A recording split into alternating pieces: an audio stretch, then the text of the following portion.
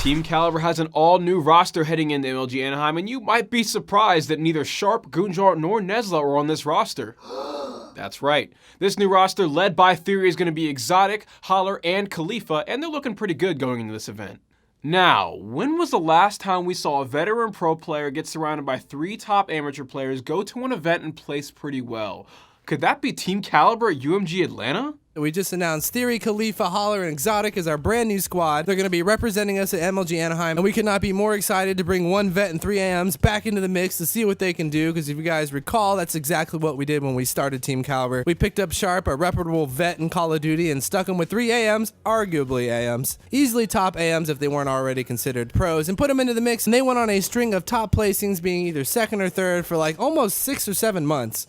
Now, the future of this roster and what they might be great at down the road is way up in the air, and that's way too far into speculation with very little factual basis behind it. But from watching scrimmages, you can make some sort of an estimate as to what their strengths might be in the near future. The fact remains this team is very much untested in a professional and official setting. All that we have to go off of is scrim results, because a lot of these players have not had the spotlight over them, and Theory has not had the best track record as of late in Call of Duty. Luckily, myself as a caster in Call of Duty, I've had the ability to cast over 3 of the 4 players on this roster, whereas Exotic is pretty much a ghost in the pro scene right now. Let's start off with Team Captain Theory, who has a collection of top 12 and top 8 placings at major Call of Duty events over the past several years. He is easily the veteran and most accomplished player of this roster, and going into this roster, he's actually switching over from his AR role that he had on the original Team Kaliber roster in the Call of Duty World League to one of the main subs on this team.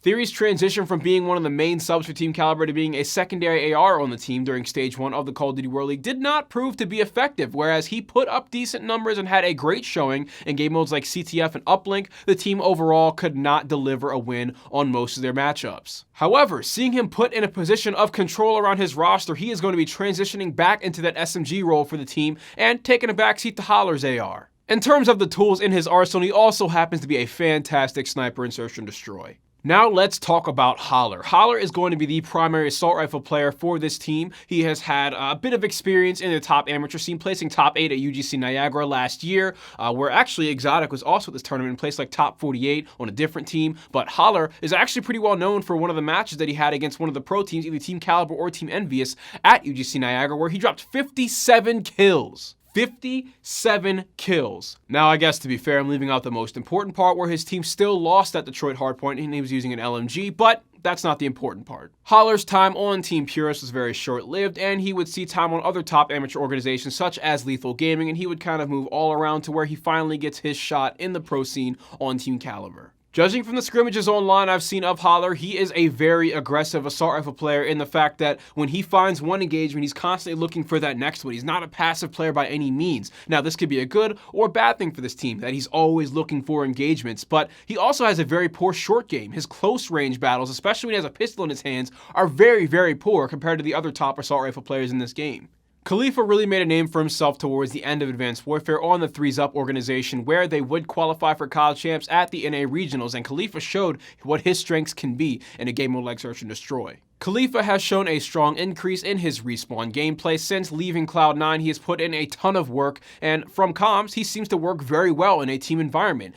He is always trying to be useful in whatever situation it may be. Even if he's away from the action and playing inside the hill, he's constantly playing for information, constantly trying to direct his teammates, and set everyone up for success overall. Exotic is very easily the player with the least accolades on this roster, other than his top 48 placing at UGC Niagara, so this is very much the beginning of his career in the pro scene, with a lot of the information that we have here only being from scrimmages where there are varying degrees of attempt and effort that people are putting in their scrims. We haven't seen any real online or LAN tournaments. We haven't been able to gauge his strength or his teammates' strengths or the team as a whole just yet. So, let me know what you make of this Team Kaliber roster in the comments below. Theory has been in a relatively similar situation, coming off of that 3rd place at Champs under VVV onto Team Kaliber, but he hasn't really had to form a roster around himself in a very long time, and he also hasn't had to be the vocal leader of a team in a very long time. This is FPS Breakdown, and you're watching Esports on PvP Live.